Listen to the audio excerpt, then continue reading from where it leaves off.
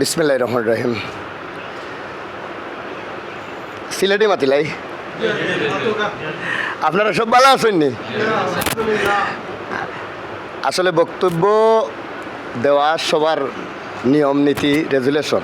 আমি আসলে বক্তব্য দিতে সব জায়গায় ভয় পাই, কারণ যখনই দেখি আমার পাশে বসা, ডান পাশে বসা মুরব্বী সিনিয়র অভিভাবক, আমার বাবার বয়সী বা বাম পাশে বসা বড় ভাই এদের মতো অভিভাবক, তখনই আমার কেন জানি ভয় ভয় লাগে। আজকে সোসাইটি অফ জাতীয় গণমাধ্যম কমিশনের মৌলভীবাজার জেলা শাখার অভিষেক অনুষ্ঠান, সেই অনুষ্ঠানে আসছি কেন্দ্র থেকে। আসসালামু আলাইকুম রহমতুল্লাহি ওয়া বারাকাতুহু। হিন্দু ভাইদের প্রতি রইল আদাব। এখানে যিনি সভাপতিত্ব করছেন মৌলভীবাজার জেলা শাখার সভাপতি ডক্টর অ্যাডভোকেট আবু তাহের ভাই, সাধারণ সম্পাদক আব্দুল সালাম ভাই আছেন, আর আমার সাথে তো আমার সহযোদ্ধা যিনি সবসময় থাকেন শাহানুদ্দিন নাজিউ।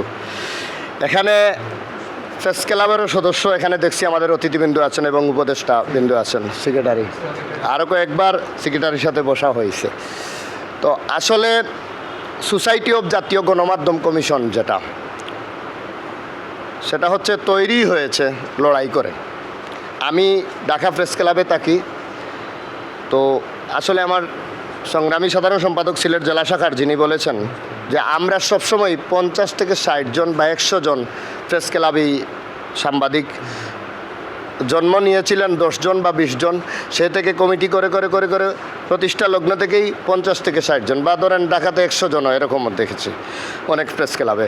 তো আসলে একটা জেলায় বলেন আর উপজেলায় বলেন অনেক নির্যাতিত সাংবাদিক থাকে, এদের নেওয়া হয় না, এদের পদ পদবি দেওয়া হয় না, এদের সদস্য করা হয় না। এটা একটা চরম একটা সমস্যা। আর লোকালিটিতে বেশি প্রবলেম হয়, যেটা হলো থানায় বলেন উপজেলায় বলেন, সবাই বলে যে প্রেস ক্লাবের সাংবাদিক মানে সে সাংবাদিক, আর প্রেস ক্লাবের বাইরে যারা কেউ সাংবাদিক না। এখন হোক সে বড় ক্যাটাগরির সাংবাদিক বড় পত্রিকায়, হোক সে চ্যানেলে, আর হোক সে অনলাইন পোর্টালে। এটা একটা বড় একটা প্রবলেম হয়ে দাঁড়িয়েছে। তো আসলে আমরা তো আঞ্চলিক যে সমস্যাটা হচ্ছে, এটা শুধুমাত্র আমাদের যে ক্যাটাগরির সাংবাদিক যারা, এরা যদি সুযোগ না দেয় তাহলে তরুণ যারা উঠবে এরা আসলে কখনোই কিছু করতে পারবে না। আর এজন্যই কিন্তু এরকম একটা নিউজ নিয়ে উত্তরায় এবং ধানমন্ডিতে বাগাবাগি হওয়ার পরে, উত্তর দক্ষিণের পরে 2012 থেকে 13 সালে প্রবলেম হওয়ার কারণে এই সংগঠনটা তৈরি হয়েছিল। এই সংগঠন লড়াই করে করে আজকে এখানে এসেছে, আগামীতেও থাকবে ইনশাল্লাহ। আরও একটি কথা হলো, এখানে আমাদের এক সদস্য বলেছেন, পায়েল আহমদ মনে হয়, যে প্রথমত সাংবাদিকের একটা কথা বলেছেন যে কিভাবে আমরা দপ্তরে দপ্তরে সাংবাদিকতা করব, আমরা একটু দিক নির্দেশনা নেব। আমি প্রথমে আপনাদের মাধ্যমে এবং আপনার এই কথাটা বলতেছি যে দপ্তরে দপ্তরে করতে হলে আগে হলো আপনার প্রেসিডেন্ট সেক্রেটারির সাথে আপনার পেডে কী ধরনের নিয়ম নীতি আছে এবং দপ্তরের কী বিষয়ে নিউজ আছে, আপনি কোন বিষয় নিয়ে যাবেন সেটা আগে খুচরা আলোচনা করবেন। 5 জন আলোচনা করে যদি আপনারা একটা দপ্তরে যান, একটা নিউজের জন্য পারমিশন সে দেবে, তার বাপ দেবে। কারণ এই দেশ হচ্ছে গণতন্ত্রের দেশ। গণতন্ত্রের দেশের সব থেকে বড় পাওয়ারফুল এবং সম্মানী ব্যক্তি হচ্ছে পুলিশ প্রশাসন এবং মিডিয়া কর্মী।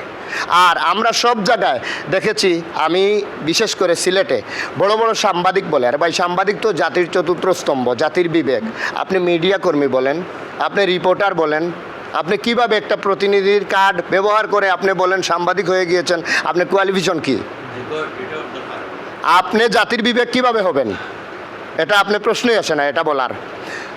আরেকটি কথা আপনি বলেছেন যে প্রেস কাউন্সিলিংয়ের কথা, সাংবাদিকের ট্রেনিংয়ের জন্য আপনার সভাপতি এবং সেক্রেটারি এখানে যদি আপনারা সবসময় পরিচর্যার জন্য পরিচিতি চান, সাংবাদিক তৈরি হওয়ার জন্য, আগে এগিয়ে যাওয়ার জন্য অনেক দূর যেতে চান, ট্রেনিংটার প্রয়োজন। ট্রেনিংয়ের জন্য ইনস্টিটিউট এবং আপনার প্রেস কাউন্সিলের চেয়ারম্যান সহ এই মৌলভীবাজার উপজেলায় গণমাধ্যম কমিশনে আসবে।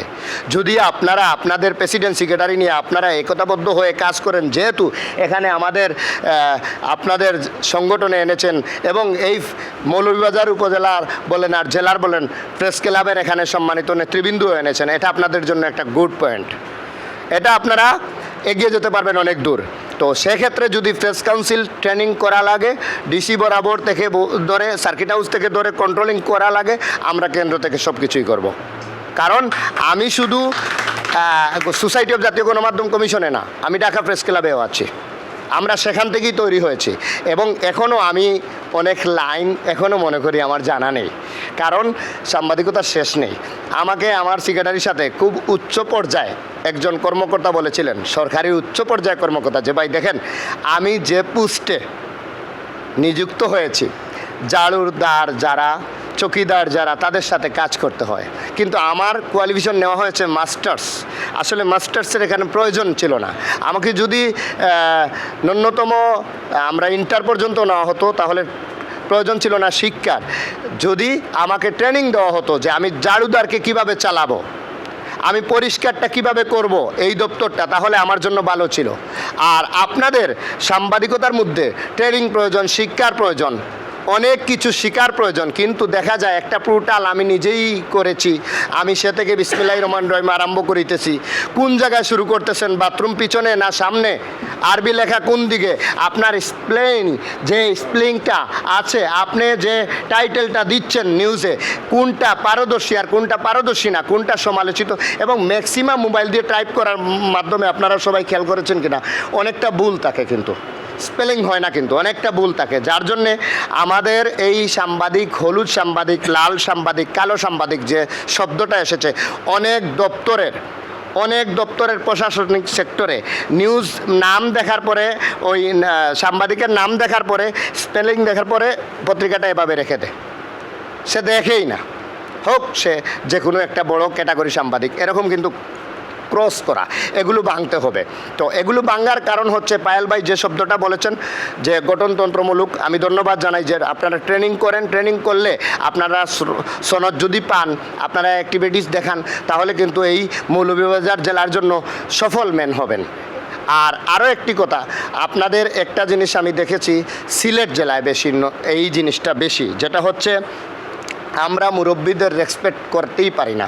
সাংবাদিক দেখলেই কিন্তু পাঁচজন ধিক্কার জানায়, এরকম কিন্তু ঘৃণিত কিছু সাংবাদিকের কারণে, কার্যকলাপের কারণে। তার কারণ হলো আমি নিজে ফেস করেছি, এই ঢাকা থেকে এসে স্বামী স্ত্রীর ঝগড়া লেগেছে, সেটাও এক পোর্টাল নিয়ে সে ভিডিও করেছে।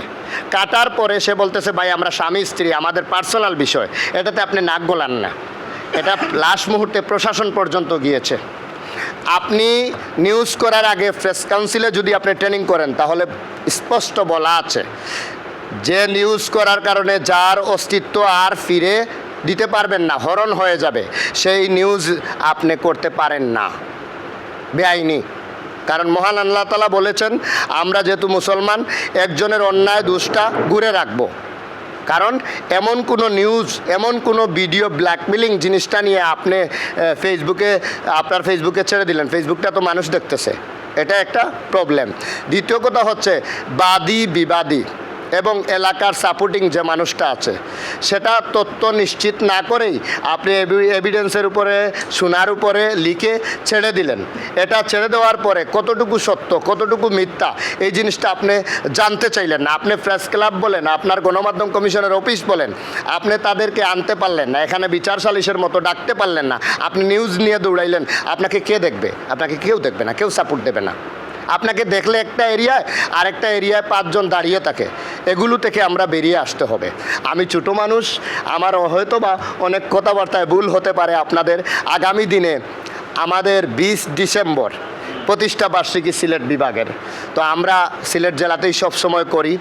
এইবারও আমি আপনাদের জন্য দাওয়াত কার্ড নিয়ে এসেছি, আমার সাধারণ সম্পাদক তুলেও দিয়েছেন। আমি এটা আমাদের সভাপতি, আপনাদের সভাপতি এবং আমারও সভাপতি, এই মৌলভীবাজার জেলা শাখার অভিভাবকের হাতে এই দাওয়াত কার্ডটা আমি তুলে দিচ্ছি আপনাদের সামনে। আগামী